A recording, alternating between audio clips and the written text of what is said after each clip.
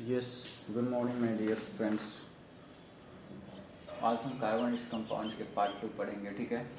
Part 1 में हम बहुत कुछ देख चुके थे। कार्बन की वैलेंसी क्या होती है, बॉन्डिंग कितने टाइप्स के होते हैं, और कार्बन के कैसे C4+ और C4- कंडक्ट कर सकता है या नहीं कर सकता है, ठीक है।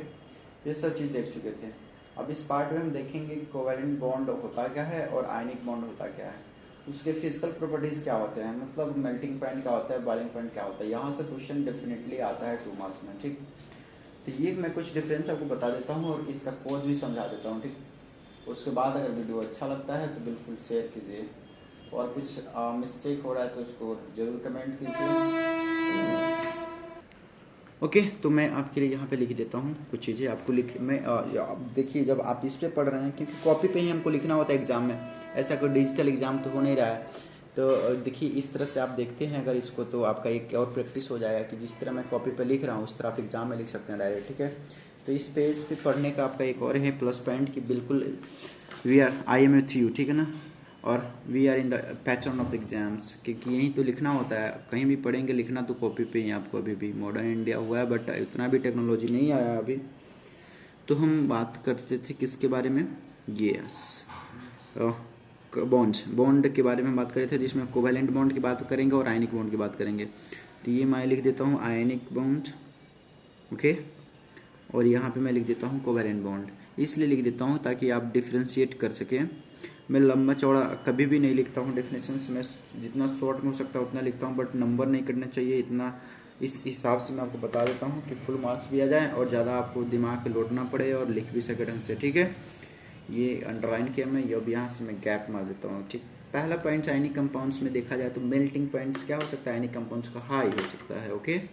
तो क्या लिखना है, मेल्टिंग पॉइंट, आपको फुल फॉर्म लिखना चाहिए, ऐसे लिखना चाहिए मेल्टिंग पॉइंट्स। आप जब ऐसे लिखेंगे एग्जाम में तो बिल्कुल फुल मार्क्स मिलेगा, कहीं नंबर कटने का चांस नहीं होगा, ठीक है। आप कनेक्ट होना चाहते हैं तो आप और सारे वीडियोस मेरे जाकर डिस्क्रिप्शन में देख सकते हैं। अच्छा लगे तो फ्रेंड्स को शेयर कीजिए, मुझे सपोर्ट कीजिए, ताकि we can grow for you peoples, और you will support then I will definitely grow. Melting points generally क्या होता है, हाई। तो आप तो ऐसे दिखा सकते हैं बट लिखना चाहिए आपको क्या कि हाई होता है, ओके, ठीक। बट इसमें कोवैलेंट बॉन्ड में मेल्टिंग पॉइंट क्या होगा, लो, ठीक है। तो इसमें लिख देंगे आप मेल्टिंग पॉइंट, मैं शॉर्ट फॉर्म इसमें लिख देता हूँ मेल्टिंग पॉइंट लो। आप चाहे तो डाउन का साइन दिखा सकते हैं। दूसरा पॉइंट इसमें क्या हो सकता है, बॉइलिंग पॉइंट्स, क्या अगर ये मेल्ट हो गया उसके बाद मैं इसको बॉयल करने जा रहा हूँ तो इसका कुछ बॉइलिंग पॉइंट होगा क्या, यस। बॉइलिंग पॉइंट से जनरली क्या होता है, बीपी लिख देता हूँ, आप समझ रहे होंगे। हाई क्या होता है, हाई, ठीक। आप एग्जाम में बीपी भी लिख सकते हैं और हाई लो लिख सकते हैं, एग्जामिनर समझता है, नंबर नहीं काटता है। बट केवल आप जैसे मैं मेल्टिंग पॉइंट लिख दिया तो अब जब भी एग्जामिनर देखेगा तो क्या समझेगा, yes he is talking about the melting point and boiling point. अब डायरेक्ट में एमपी और बीपी लिख देता तो शायद वो कंफ्यूज होता या फिर जानबूझ करके भी इग्नोर कर देता। बट मैं मेल्टिंग पॉइंट लिखा हूँ तो दोबारा देख कर समझ जाएगा कि क्या है, बॉइलिंग पॉइंट्स के बारे में बात कर रहा है, student is getting clearly the knowledge, है ना। तो बॉइलिंग पॉइंट हाई, इसमें बॉइलिंग पॉइंट्स क्या होते हैं, लो। बॉइलिंग पॉइंट्स जनरली क्या होता है, लो, और यहाँ ऐसे लिखा जा सकता है, ठीक। और तीसरी बात यहाँ पे देखिए, इसमें कंडक्शन की बात करते हैं। एक होता है कि कंडक्ट करेगा कि नहीं, आयनिक सॉलिड है, आयनिक सॉलिड मतलब क्या बात करें, जैसे हम सॉल्ट की बात करें, सोडियम क्लोराइड आयनिक सॉल्ट है, पोटेशियम क्लोराइड, आप ए लम फिटकरी जो दाढ़ी बनाने के बाद शेविंग के बाद लगाते हैं, ये सब क्या है, आयनिक कंपाउंड्स है, ओके। रॉक साल्ट यूज करते हैं आप, पत्थर वाले सॉल्ट, ये सब क्या है, आयनिक कंपाउंड्स है। तो ये क्या इसका क्या होता है, कंडक्शन होता है, यस कंडक्शन होता है, इट कंडक्ट इलेक्ट्रिसिटी लिखेंगे, it conducts electricity but not in solid state. क्या आपको पता होना चाहिए, but in molten state, but not in solid state. मैं लिख देता हूँ इन मोल्टेन स्टेट। वीडियो ज़्यादा स्लो है तो आप फास्ट करके देख लीजिए, मुझे पढ़ाना है सबके लिए, इसलिए मैं स्लो ही थोड़ा लिखूंगा, ठीक है। आपको टाइम इतना नहीं लगेगा एग्जाम में लिखने के लिए, आप तो तुरंत लिख दोगे इसको, ठीक। It conduct electricity in molten state, ठीक। मोल्टेन स्टेट का मतलब समझ रहे हैं ना। इसको मैं वाटर में, मान लीजिए कि ये वाटर रखा मैं और ये रॉक सॉल्ट था, इसको मैं इसमें डाला। जब इसको मैं इसमें डालूंगा तो क्या हो जाएगा, डिजॉल्व हो जाएगा, मान लीजिए ऐसा डिजॉल्व हो गया, ठीक है। डिजॉल्व हो गया तो इसका कलर भी अलग दिखा देता हूँ मैं, ये देखिए ये कलर, ये सॉल्ट मिक्स हो गया वाटर के साथ। अब इलेक्ट्रिसिटी क्या होगा, कंडक्ट हो सकता है। जैसे इसमें हम क्या क्या लगाएंगे, वो 2 वायर लगाएंगे ऐसे, मान लीजिए यहाँ पे बल्ब लगा हुआ है, ठीक, और इसको कंडक्ट करेंगे और इसमें बैटरी कहीं लगा दीजिए, ठीक है, तो ये ग्लो करेगा। क्या करेगा, ये ग्लो करेगा। आप देख रहे हैं ना यहाँ पे कैसे हो रहा है कंडक्शन, डायरेक्ट वायर से वायर टच नहीं है, वायर इस लिक्विड में है, लिक्विड में क्या है, सॉल्ट। तो इस तरह से इस एक्सपेरिमेंट को हम वेरीफाई कर देते हैं, और ये प्लस साइन होता है बड़े वाले का, छोटे वाले का माइनस होता है। ये आप फिजिक्स में पढ़ेंगे मेरे साथ, बिल्कुल मैं पढ़ाऊंगा आपको, ठीक। अब बताइए किस पे वीडियो चाहते हैं, मैं बिल्कुल उस टॉपिक पे बनाऊंगा, ठीक। ये प्लस होता है बड़ा वाला, और छोटा वाला क्या होता है, माइनस हो गया, ठीक। और यहाँ पे क्या लिखेंगे, इट डजंट कंडक्ट, इट लिखेंगे डोंट कंडक्ट, सॉरी, ये लिखेंगे आप it does not conduct electricity, okay, electricity, ठीक। अब ऐसा क्यों होता है ये थोड़ा सा जान लेते हैं। ये जान लीजिए क्योंकि आगे आप जब भी साइंस पढ़ते हैं तो बेसिक फाउंडेशन आप कहीं से शुरू होता है, 9th से शुरू होता है कि IIT में जाना है, नीट में जाना है, तो ये केमिस्ट्री तो बहुत मस्ट है, तो केमिस्ट्री मस्ट है। तो आप अच्छा से अगर पढ़ना चाहते हैं तो बिल्कुल कनेक्ट होइए, बहुत मैं अच्छे से पढ़ा सकता हूँ आपको, ठीक। ये देखिए, ये रीजन्स भी जानना जरूरी है आपको एग्जाम में कि रीजन्स क्या होते हैं, तभी तो आगे आप अच्छे से कर पाएंगे क्वेश्चन को सॉल्व। मेल्टिंग पॉइंट हाई होता है, हाई क्या होता है, मान लीजिए किसी 2 लोगों के रिश्ते बहुत ज़बरदस्त हो, मान लीजिए कि ये मैं रिश्ता बनाता हूँ किसका, एक बॉय था यहाँ पे, ठीक है, और ये एक बॉय था, ठीक है, 2 आँख था बच्चे के, यहाँ पे एक गर्ल्स थी, और गर्ल्स थोड़ी सी लंबी थी, बट दोनों में रिलेशन अच्छे चल रहे थे, ठीक, किसी वजह से इसके पास एक ही आँख था पर लंबी थी। अब रिश्ते अच्छे चल रहे थे, इसके पास थोड़ा लंबाई था तो आँख क्या था, एक ही था, पर ये थोड़ा छोटा था, पर इसके पास 2 आँख थे। अच्छे चल रहे थे रिश्ते, बट कह सकते हैं कि इसको कोई तोड़ने आया, तो रिश्ते अच्छे चल रहे थे तो बॉन्डिंग क्या होगी, बहुत ज़बरदस्त होगी ना, सबके बीच बहुत ज़बरदस्त बॉन्डिंग थी। अब इसको कोई तोड़ने आएगा तो आसानी से टूटेगा क्या, बॉन्ड नहीं टूटेगा ना, इसमें बहुत एनर्जी देना पड़ेगा, क्या, बहुत ही ज़्यादा एनर्जी देना पड़ेगा, तो क्या बोलते हैं, हाई एनर्जी देना पड़ेगा। जब हाई एनर्जी देना पड़ेगा तो क्या हो जाएगा, इसका मेल्टिंग पॉइंट, मतलब ये जब टूटेगा, सॉलिड जब टूटता है तो उस मेल्ट होता है तो उसका कुछ पॉइंट आता है, जो टेम्परेचर होता है जहाँ पे टूट जाता है सॉलिड, मतलब ये दोनों टूट जाएंगे, उसी को बोलते हैं मेल्टिंग पॉइंट्स। तो आयनिक सॉलिड में जो बॉन्ड होता है दोनों के बीच में, वो क्या होता है, बहुत ही स्ट्रॉन्ग होता है। क्या होता है, बॉन्ड्स बहुत स्ट्रॉन्ग होता है, इसलिए क्या होता है, हमको बहुत ज़्यादा एनर्जी चाहिए होता है। बट कोवेलेंट बॉन्ड में देखा जाए तो कोवेलेंट बॉन्ड अगर 2 के बीच बनेगा, तो मैं बना दूँ यहाँ पे कोवेलेंट बॉन्ड, मान लीजिए ये था बेचारा, ऐसे था, ठीक, और एक और थी, इसके पास भी एक थी, मान लीजिए, सॉरी ये था बेचारा ऐसे, जो भी थी। अब इसके बीच बॉन्ड था कमजोरी, देख रहे हैं बहुत बॉन्ड है यहाँ पे कम, तो इसको तोड़ने में भी तो एनर्जी क्या चाहिए, लो चाहिए ना, इसीलिए कोवेलेंट बॉन्ड का मेल्टिंग पॉइंट्स और बॉइलिंग पॉइंट्स लो होता है, और आयनिक बॉन्ड का मेल्टिंग पॉइंट्स, आयनिक बॉन्ड का मेल्टिंग पॉइंट से कोवेलेंट बॉन्ड है, आयनिक पॉइंट का हाई होता है। समझ चुके होंगे, इलेक्ट्रिसिटी कंडक्ट करता है, क्यों करता है ऐसे कंडक्ट, ये क्वेश्चन पूछा जाता है, आगे भी पूछा जाएगा, क्योंकि इन मोल्टेन स्टेट इट प्रोड्यूसेस मतलब पैदा करता है, इट प्रोड्यूसेस फ्री आयंस बनाता है। जैसे मैं बताता हूँ कैसे बनाएगा, जैसे सोडियम क्लोराइड है तो क्या होगा, जब मेल्ट करेंगे इसमें सोडियम क्लोराइड को हम मेल्ट करेंगे या डिजोल्व करेंगे वाटर में, तो क्या बना देगा, free ions that conduct electricity, ठीक है, इलेक्ट्रिसिटी, ये बात हो गई, कहानी खत्म। जैसे मैं यहाँ समझा देता हूँ, देखिए ये यहाँ ओवर हुआ, ठीक, ये लिया मैं सोडियम क्लोराइड पैकेट्स में, और इसमें वाटर था, इसमें डाल दिया, तो जैसे गिरेगा ना तो ये बनेगा सोडियम प्लस और Cl माइनस, और ये आयंस बनाना, ये आयंस बना प्लस वाला माइनस वाला, ये आयंस क्या होता है, रिस्पॉन्सिबल होते हैं कंडक्शन के लिए, इलेक्ट्रिसिटी कंडक्ट के लिए। ये घूमेगा तो करंट बनेगा, ये पढ़ेंगे हम इलेक्ट्रिसिटी में, ये बात है, घूमेगा तो करंट बनेगा। बात समझ चुके हैं आप। इस तरह से होता है आयनिक बॉन्ड और कोवेलेंट बॉन्ड। तो कार्बन में कौन से बॉन्ड होते हैं ज़्यादातर, कार्बन में हम पढ़ेंगे क्या बॉन्ड होता है, कार्बन में कोवेलेंट बॉन्ड होता है, क्योंकि कार्बन एक नॉन मेटल है, क्या है, नॉन मेटल है, और नॉन मेटल हमेशा कैसा बॉन्ड बनाता है, हमेशा तो नहीं कहेंगे पर ज़्यादातर कोवेलेंट बॉन्ड बनाता है। क्या बनाता है, कोवेलेंट बॉन्ड, ओके। बट जब मेटल मिलता है, यहाँ देखिए इसका कैरेक्टर्स क्या होते हैं। जब मेटल मिलेगा किससे, जब मेटल नॉन मेटल से मिलता है, क्या नॉन मेटल से मिलता है, ये भी मैं आपको समझाऊंगा। तो कैसा बॉन्ड बनता है, आयनिक बॉन्ड। क्या, आयनिक बॉन्ड। जैसे मैं यहाँ एग्जांपल लेता हूँ, सोडियम मेटल है, बहुत इजी एग्जांपल है, सोडियम मेटल से होता है। अब क्लोरीन क्या होता है, क्लोरीन नॉन मेटल्स होता है। जब दोनों मिलते हैं तो रिएक्शन बैलेंस हो या नहीं, नहीं देख रहा हूँ मैं, सोडियम क्लोराइड बनता है, सॉल्ट बनाना, ये मेटल और ये नॉन मेटल्स, ठीक। बट ऐसा कोई जरूरी नहीं है। कोवेलेंट बॉन्ड्स में कार्बन कार्बन के बीच बन सकता है, कार्बन हाइड्रोजन के बीच बन सकता है, कार्बन ऑक्सीजन के बीच बन सकता है। तो ये सब क्या होते हैं, non metal non metal non metal non metal non metal non metals. ये जनरली क्या होता है, नॉन मेटल्स के बीच के बॉन्ड होते हैं। मुझे लगता है it is more than enough for your 10th class. Okay, if you go in the 11th class, then you will find the more details. I think more details, not less than more about 10 to 20% you will get more knowledge. Okay, whatever you are ready here.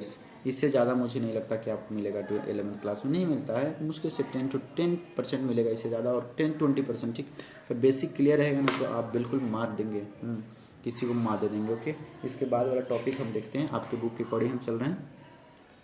ये देखिए आपके NCERT में कुछ figure दिए हुए हैं, जैसे hydrogen का, हाइड्रोजन कैसे इलेक्ट्रॉन शेयर कर रहा है तो हाइड्रोजन का मॉलिक्यूल्स बन रहा है। उसी तरह आप पढ़ेंगे ऑक्सीजन के मॉलिक्यूल्स, नाइट्रोजन के मॉलिक्यूल्स, बहुत सारे मॉलिक्यूल्स है इसमें जिसको डिस्कस करना है। इसके लिए हमको पता होना चाहिए कि सिंगल बॉन्ड क्या होता है, डबल बॉन्ड क्या होता है, ट्रिपल बॉन्ड क्या होता है, ये चीज़ हम समझ लेंगे।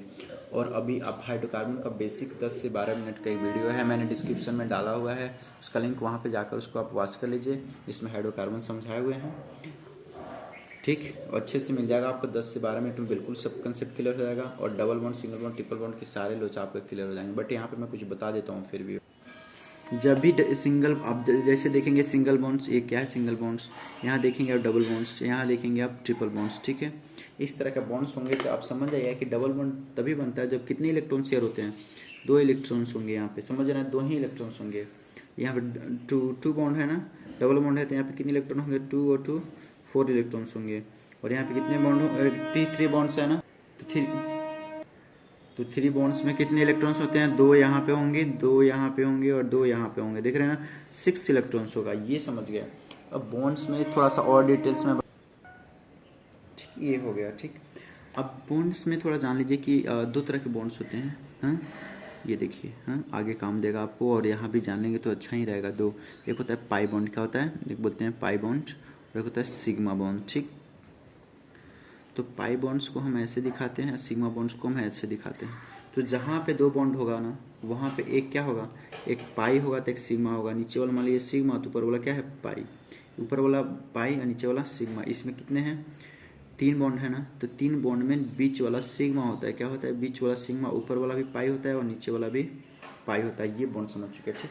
अब हम कुछ कंपाउंड्स लेते हैं जो आपके एग्जाम बुक में दे रखे हैं। जैसे H2 मॉलिक्यूल्स, क्या बनाना है हमको, H2 मॉलिक्यूल्स तब बोलते हैं जब एक से ज़्यादा एटम्स मिल जाते हैं तो क्या बनाते हैं, एक से ज़्यादा एटम, 2 एटम है हाइड्रोजन का तो क्या बनेगा, ये मॉलिक्यूल्स। एक से ज़्यादा जब मिल जाता है तो क्या बनाता है, मॉलिक्यूल्स। अब एक हाइड्रोजन के पास, एक हाइड्रोजन का एटॉमिक नंबर 1 होता है तो इसके पास इलेक्ट्रॉन क्या होगा, 1। तो हाइड्रोजन है, इसके पास 1 इलेक्ट्रॉन है। और दूसरा वाला हाइड्रोजन मैं यहाँ लिख देता हूँ, एक हाइड्रोजन यहाँ है, इसके पास भी क्या, कितने इलेक्ट्रॉन होगा, 1 ही इलेक्ट्रॉन होगा ना। पर बॉन्ड बनाने के लिए सिंगल बॉन्ड ही एग्जिस्ट करता है, इससे कम नहीं एग्जिस्ट करता है। इसको बनाने के लिए 2 इलेक्ट्रॉन चाहिए ना, तो 2 इलेक्ट्रॉन चाहिए ही चाहिए। तो इसके पास तो 2 इलेक्ट्रॉन था नहीं, इसके पास भी नहीं था, तो दोनों ने क्या किया, शेयर किया। इसके पास 1 इलेक्ट्रॉन था तो इसको दे देगा, और ये था, इसके पास 1 था तो इसको दे देगा पार्शियली, पूरा का पूरा नहीं देगा। तो इसको कहेंगे कि दोनों भाई शेयर कर रहा है। शेयर जब करेगा तो हम ऐसे दिखाएंगे, देखिए ये बताएगा ये दोनों मेरा है, तो ये भी बेचारा जूस में आएगा। हाइड्रोजन भी, it will also show I have also 2 electrons. ये बड़ा छोटा गोला मत समझिए, ये शेयरिंग बता दिया कि दोनों इलेक्ट्रॉन में इस दोनों का शेयरिंग है। इसी को बोलते हैं कोवैलेंट बॉन्ड्स और शेयर्ड इलेक्ट्रॉन्स। ये क्या है, इसको हम क्या बोलेंगे, शेयर्ड इलेक्ट्रॉन। ठीक, आपको समझ आ रहा होगा बिल्कुल।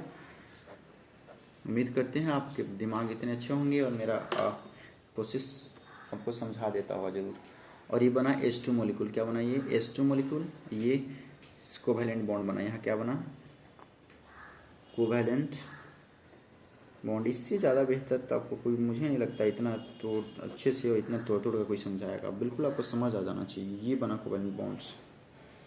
इसी तरह कुछ और मॉलिक्यूल्स देखते हैं, जैसे ऑक्सीजन की बात करें तो क्या हो सकता है, नाइट्रोजन की बात करें तो क्या हो सकता है, और यहाँ लिख देता हूँ मैं O2 मॉलिक्यूल्स। क्या O2 मॉलिक्यूल।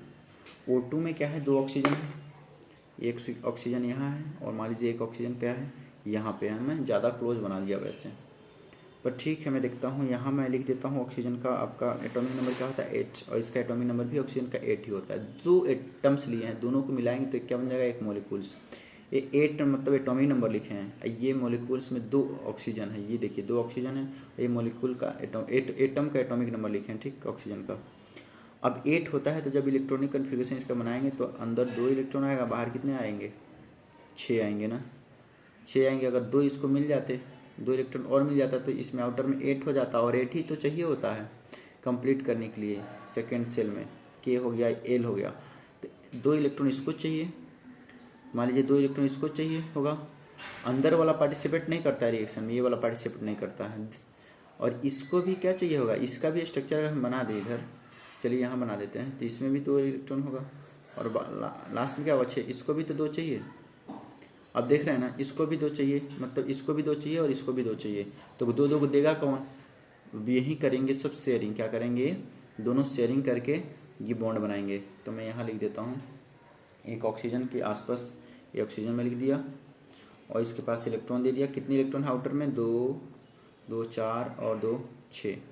दूसरा वाला भी बना देता हूँ मैं ऑक्सीजन यहाँ पे, ठीक है, देखिए कैसे आपको समझ में आ जाएगा। इसके पास भी 6 इलेक्ट्रॉन, आउटर में जो इलेक्ट्रॉन दिखाते हैं ना वो वैलेंस इलेक्ट्रॉन दिखाते हैं, ये वैलेंस था ना, 6 इलेक्ट्रॉन वैलेंस था, अंदर वाला 2 नहीं दिखाते हैं, आउटर वाला दिखाते हैं कि रिएक्शन आउटर में ही होता है। हम किसी को मारते हैं, मान लीजिए एक चट्टा लगाया गाल पे, तो कहाँ चोट लगा, इसे थोड़ी उसके अंदर किडनी में जाके चोट लग गया, स्किन पे पहले चोट लगता है ना, उसी तरह आउटर वाला इलेक्ट्रॉन ही रिएक्शन में पहले पार्टिसिपेट करता है। अब बॉन्ड बनाया, देखना यहाँ 2 इलेक्ट्रॉन दिख रहा है, यहाँ पे 2 इलेक्ट्रॉन, 6 हो गया। अब शेयरिंग करेगा, ये क्या करेगा, शेयरिंग करेगा। ये जो 4 इलेक्ट्रॉन्स है ना, ये रिएक्शन में पार्टिसिपेट करते हैं, ये 4, ये इसका 2 और इसका 2, ठीक, तो हम ऐसे बना देंगे, ठीक है, देख रहे हैं ना, इसमें से 2 ये ले लिया था ना, तो इसका भी ये क्या करेगा, ये 2 ये ले लेगा, ठीक, और इस घेरे में कितने इलेक्ट्रॉन आए देख रहे हैं ना आप, 4 इलेक्ट्रॉन्स। तो आप क्या लिखेंगे यहाँ पे, oxygen double bond oxygen, oxygen oxygen के बीच कैसा बॉन्ड बना, डबल बॉन्ड बना, ठीक है। और यहाँ पे आप चाहे तो ये 4 इलेक्ट्रॉन को शो कर सकते हैं अभी भी, इसका ऐसे, और रेड वाला मैं शो किया था तो रेड वाला को आप क्या लिख सकते हैं, रेड वाला को रेड से शो कर दीजिए, या सिंपली मैं बोला कि आप ऐसे भी लिख सकते थे, वो डबल बॉन्ड वो। तो ऑक्सीजन ऑक्सीजन के बीच कैसा बॉन्ड होता है, कैसे होता है, डबल बॉन्ड। आपके पास कुछ क्वेश्चन आ रहा होगा, बिल्कुल हमसे कमेंट में पूछिए, ये क्वेश्चन आ रहा होगा कि यहाँ पे 2 इलेक्ट्रॉन लिए और यहाँ पे अभी बनाए थे तो 1 ही इलेक्ट्रॉन लिए। यस जनाब, अभी मैं यहाँ समझाया था कि इसको कितने इलेक्ट्रॉन चाहिए था आउटर में, 2 इलेक्ट्रॉन मिल जाता तो 8 कंप्लीट हो जाता। तो ये देख रहे हैं ना, ये सोचा, ये वाला ऑक्सीजन सोचा कि बाजू से 2 ले लेंगे तो मेरा कंप्लीट हो जाएगा, फिर ये सोचा, फिर ये वाला ऑक्सीजन सोचा कि मैं भी 2 ले लूँगा इससे तो मेरा कंप्लीट हो जाएगा, इसलिए यहाँ पे 2 का शेयरिंग हुआ है, ठीक है। और स्ट्रक्चर और एक नाइट्रोजन का हम पढ़ेंगे, ओके।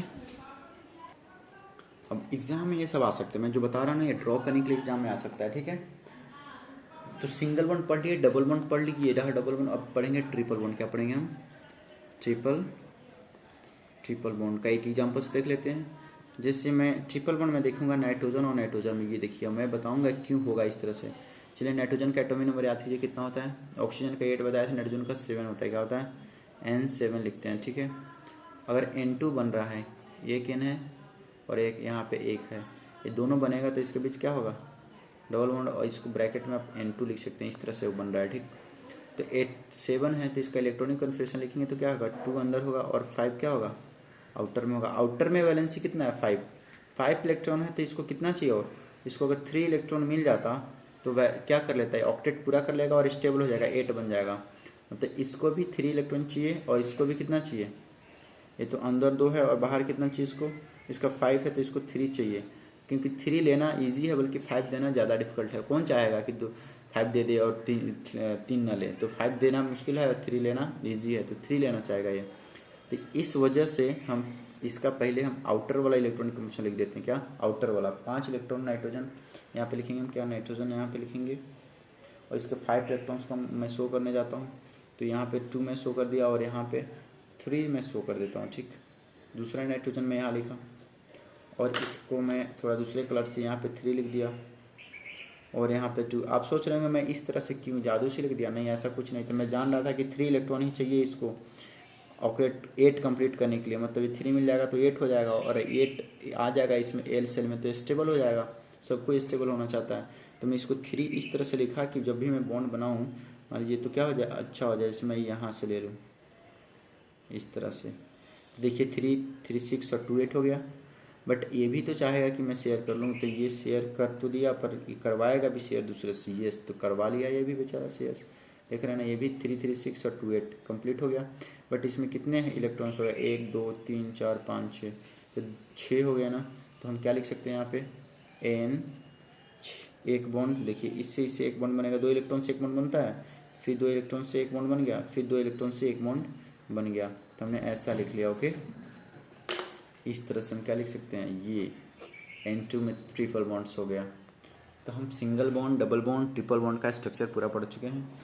यहाँ तो कोई कन्फ्यूजन हो तो बताइए आप। इसके बाद हम देखेंगे एलोट्रोप ऑफ कार्बन। अभी अभी हम तुरंत क्या पढ़े हैं, डॉट स्ट्रक्चर पढ़ लिए ना, अभी तुरंत डॉट स्ट्रक्चर हम पढ़ लिए थे अभी, ऑक्सीजन का, H2 मोलिकुल का, O2 का और N2 का। अब पढ़ रहे हैं एलोट्रोप ऑफ कार्बन। यहाँ से भी क्वेश्चन आते हैं एग्जाम में, कार्बन के कितने एलोट्रोप होते हैं, तो पहले 2 होते थे, अब एक और डिस्कवर किया जा चुका है, तो इसके एलोट्रोप फ्री होते हैं ना। तो मैं यहाँ पे लिख देता हूँ 1 2, अब ऐसे नहीं, मैं वहाँ पे 1 लिख देता हूँ, यहाँ पे 2 और यहाँ पे 3 मैं लिख देता हूँ, ठीक। और मैं दिखा दूंगा आपको एलोट्रोप। पहला एलोट्रोप क्या होता है, पहला क्या मतलब मान लीजिए डायमंड, ठीक। दूसरा होता है ग्रेफाइट, क्या होता है ग्रेफाइट, ये बड़ा वाला लिखना चाहिए था, चलिए कोई बात नहीं, सॉरी फॉर दैट। और तीसरा होता है बक मिनिस्टर फुलन, यहाँ मैं लिख देता हूँ बक मिनिस्टर फुलेन, ठीक। बक मिनिस्टर फुलेन, या इसको बोला जाता है C60 भी, क्या बोलते हैं हम इसको, C60, 2 तरह के नाम से जाना जाता है, ठीक। तो यहाँ क्वेश्चन आता है क्या है ना, तो बिल्कुल आप इतने अच्छे तरीके से आपको मैं पढ़ा रहा हूँ, अगर इस तरह के टीचर्स को if you are not supporting means you are really not wise persons, so support मी।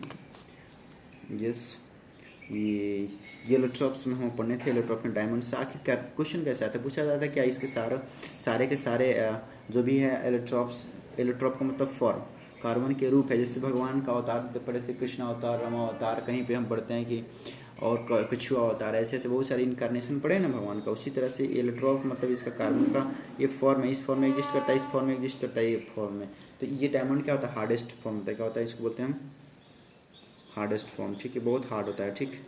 ये कंडक्ट कर, तो दूसरा कोई बात है क्या, हार्ड होता है तो क्या कंडक्ट करता है इलेक्ट्रिसिटी, हमें क्या काम है इसका, इलेक्ट्रिसिटी, नो, तो लिखते हैं डू नॉट कंडक्ट इलेक्ट्रिसिटी, ठीक। ऐसे एग्जाम में लिखना है डू नॉट कंडक्ट इलेक्ट्रिसिटी। जो नेचुरली अकरिंग सब्सटेंस होते हैं उसमें हार्डेस्ट होता है, ठीक है। आर्टिफिशियली हम इसे भी हार्ड बना चुके हैं, बट नेचुरली ये होता है शाइनी, क्या होता है शाइनी। हम क्या बनाते हैं इससे, ऑर्नामेंट्स, क्या बनाते हैं ऑर्नामेंट्स, ठीक। बहुत कॉस्टली, क्या होता है कॉस्टली होता है, ठीक, ठीक है। इसका स्ट्रक्चर मैं अभी दिखा देता हूँ आपको, ठीक है। और क्यों इलेक्ट्रिसिटी कंडक्ट नहीं करता, यहीं से क्वेश्चन बनता है, तो ये मैं आपको दिखा दूंगा, थोड़ी देर रुक जाइए, मैं दिखा दूंगा इसका भी और इसका भी। और ग्रेफाइट की बात करें, अगर हम क्या करें ग्रेफाइट की बात, तो ग्रेफाइट क्या होता है, हार्ड नहीं सॉफ्ट होता है, क्या होता है सॉफ्ट। आप पेंसिल में देखते होंगे ना, वहाँ पे ग्रेफाइट का यूज़ होता है। Do not conduct electricity, yes conduct, क्या लिखेंगे इसमें कंडक्ट इलेक्ट्रिसिटी, यहीं पे मैं रीजन भी बता देता हूँ, कंडक्ट इलेक्ट्रिसिटी, ठीक। क्यों, क्योंकि इसमें क्या होता है, ये इसके due to this its structure, क्या due to its structure in which one vacant place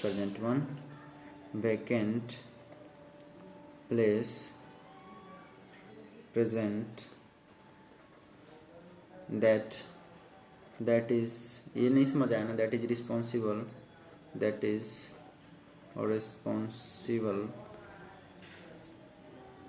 for conduction, ठीक। मैं बताता हूँ इसको, अभी रुक जाइए। ठीक, ये रहा। और तीसरी बात क्या, कॉस्टली, उतना ज़्यादा कॉस्टली नहीं होता। शाइनिंग, उतना ज़्यादा शाइनिंग। ऑर्नामेंट्स बनाते हैं नहीं, ऐसा कुछ नहीं बनाते हैं। इसका हम इंडस्ट्री में, ग्लास इंडस्ट्री में यूज़ करते हैं। ठीक है, ग्लास इंडस्ट्री में हम इसका यूज़ करते हैं। ओके, ये बात याद रखना चाहिए आप। वैकेंट प्लेस का मतलब समझिए, ये रहा वैकेंट प्लेस। वैकेंट प्लेस का मतलब खाली जगह। क्या होगा इसमें, एक कुछ खाली जगह होंगे। अभी स्ट्रक्चर आप देखेंगे ना तो आपको समझ में आ जाएगा। जब खाली जगह रहेगा ना तो इलेक्ट्रॉन यहाँ से कुछ जंप करके यहाँ चला जाएगा, फिर यहाँ से जंप करके यहाँ चला जाएगा, फिर यहाँ से जंप करके यहाँ चला जाएगा। जैसे खाली जगह था, मान लीजिए यहाँ खाली जगह है तो यहाँ से जंप करके यहाँ। जब इलेक्ट्रॉन जंप कर करके एक जगह से दूसरी जगह पे जाता है तो क्या बोलते हैं, flow of charges current. Electricity में पढ़ेंगे फ्लो ऑफ चार्जेस करेंट। ठीक है, इस तरह से चीज़ें हम पढ़ता है। ये न्यूएस्ट है, ये क्या बोलते हैं, ये न्यूएस्ट, अभी न्यूएस्ट फॉर्म में हम इसको डिस्कवर किए हैं। ठीक, ये फुटबॉल शेप का होता है। किस तरह होता है, फुटबॉल शेप का होता है। ठीक, अब इसमें ज़्यादातर हम आर्किटेक्चर इस तरह से यूज, आपके बुक में कोई ज़्यादा यूज नहीं दिया है और इसका ज़्यादा यूज भी नहीं हुआ है, तुरंत अभी अभी डिस्कवर किया गया है। ठीक है, तो ये मतलब थोड़ा सा कभी कभी हम यूज करते हैं कहीं कहीं इंडस्ट्री वगैरह में, हल्का फुल्का किसी चीज़ के मैन्युफैक्चर वगैरह में। जैसे मान लीजिए कभी कुछ हमको इस तरह के चीज़ बनाने पड़े, इंसुलेटर वगैरह बनाने पड़ते हैं तो वहाँ पे भी यूज करते हैं इसका। ठीक है, कभी कभी डेकोरेशंस में भी आइटम्स बनाने पड़ते हैं, वहाँ भी यूज़ होते हैं, बट कुछ खास इसका है नहीं। आप ये देखिए, फर्स्ट में डायमंड का स्ट्रक्चर है ना, इस डायमंड के स्ट्रक्चर में आप देख रहे हैं ना, एक कार्बन है यहाँ पे। ये क्या है, कार्बन। कार्बन का एक इधर, एक इधर, एक इधर और एक इधर, चार के चार इलेक्ट्रॉन्स मान लीजिए। और ये भी इलेक्ट्रॉन किसी से शेयर्ड होगा, बट इस, ठीक है, ये भी किसी से शेयर है, देखना ना, ये भी शेयर है ना। और ये चौथा इलेक्ट्रॉन इसका जो था ये भी किसी से जुड़ा हुआ है, कनेक्टेड है ना। चलिए कुछ कोई और ले लीजिए, यहाँ पे ले लीजिए आप। ठीक है, एक ए ले लेते हैं, इसका एक इलेक्ट्रॉन देखिए कनेक्टेड है, इससे इस सबसे कनेक्टेड है। ए वाला कनेक्टेड है, ए वाला भी देखिए इस सबसे कनेक्टेड है, इससे कनेक्टेड था। और एक इसका मान लीजिए ए वाला ऊपर गया था, ये भी देख रहे हैं इधर कनेक्टेड है। तो हम देख रहे हैं ये भी कनेक्टेड है, ये भी कनेक्टेड है किसी और से, ये वाला भी किसी से और से, ये भी किसी और से कनेक्टेड है। जब सब कनेक्टेड है एक दूसरे से किसी न किसी और से, तो फ्री इलेक्ट्रॉन्स यहाँ पे मिलेगा क्या, फ्री इलेक्ट्रॉन्स हमको नहीं मिलेगा। जब फ्री इलेक्ट्रॉन्स नहीं मिलेगा तो एक कंडक्शन होगा क्या, नहीं, इसलिए ये कंडक्शन नहीं होता है। बट ग्रेफाइट का स्ट्रक्चर देखिए, ये रहा ग्रेफाइट का स्ट्रक्चर। चलिए यहाँ से एक इलेक्ट्रॉन की बात करते हैं। मान लीजिए एक कार्बन है, एक कार्बन है और कार्बन के एक इलेक्ट्रॉन इधर और एक इलेक्ट्रॉन इधर और एक इलेक्ट्रॉन इधर। कितना इलेक्ट्रॉन बच गया, एक इलेक्ट्रॉन बचा कि नहीं बचा। यही एक इलेक्ट्रॉन क्या करता है, घूमते रहता है इधर उधर, अब वैकेंट प्लेस में घूमते घूमते क्या बनाता है, कंडक्शन करता है। यहाँ पे देखिए कार्बन ले लीजिए, एक इलेक्ट्रॉन इधर, एक इलेक्ट्रॉन इधर, एक इलेक्ट्रॉन, चार इलेक्ट्रॉन होता है कार्बन के पास ना आउटर सेल में। तो एक इलेक्ट्रॉन यहाँ भी क्या करेगा, जंप करेगा। तो ये लेयर स्ट्रक्चर होता है इस हिसाब से कि ये क्या कर देता है, फ्री इलेक्ट्रॉन होता है एक, और ये कंडक्शन करने लगता है। ठीक है, ये नहीं दिख रहा होगा आपको, एक सेकेंड, सॉरी, ये देखिए आप, ये देखिए, ये सॉरी ये नहीं दिखा आपको। एक कार्बन, एक इलेक्ट्रॉन्स इधर, एक इलेक्ट्रॉन्स और इधर एक, तीन इलेक्ट्रॉन, एक इलेक्ट्रॉन बचा ना, वहीं घूमेगा और कंडक्शन करेगा। यहाँ भी ले लीजिए एक कार्बन ले लीजिए, एक इलेक्ट्रॉन से और एक इलेक्ट्रॉन से। ठीक है, तीन इलेक्ट्रॉन्स हुआ ना, और तीन, एक बचा कि नहीं, इसके पास चार इलेक्ट्रॉन होता है वैलेंसी में, कार्बन के बैलेंस में। एक इलेक्ट्रॉन कूदेगा और इलेक्ट्रॉन क्या करेगा, इसी वजह से क्या होगा, कंडक्शन। यहाँ भी कार्बन देखिए, एक इलेक्ट्रॉन, दो इलेक्ट्रॉन, तीन, एक तो बचा इसके पास फ्री ना, वहीं जंप करेगा, कंडक्शन करेगा। ठीक, बकमिंस्टर फ्लोरेंस का स्ट्रक्चर ये रहा। ये फुटबॉल टाइप में स्ट्रक्चर होता है। पूछा जाता है एग्जाम में कि बकमिंस्टर फ्लोरेंस का स्ट्रक्चर कैसा होता है, तो C60 का स्ट्रक्चर एक फुटबॉल के फॉर्म होता है। ठीक है, और अगला वीडियो हम देखते हैं और से पार्ट्स, दूसरे पार्ट्स में देखते हैं और सब। ठीक है, okay, thank you for watching my video. If you like it, share it, comment it, whatever you want to share and what you want to comment.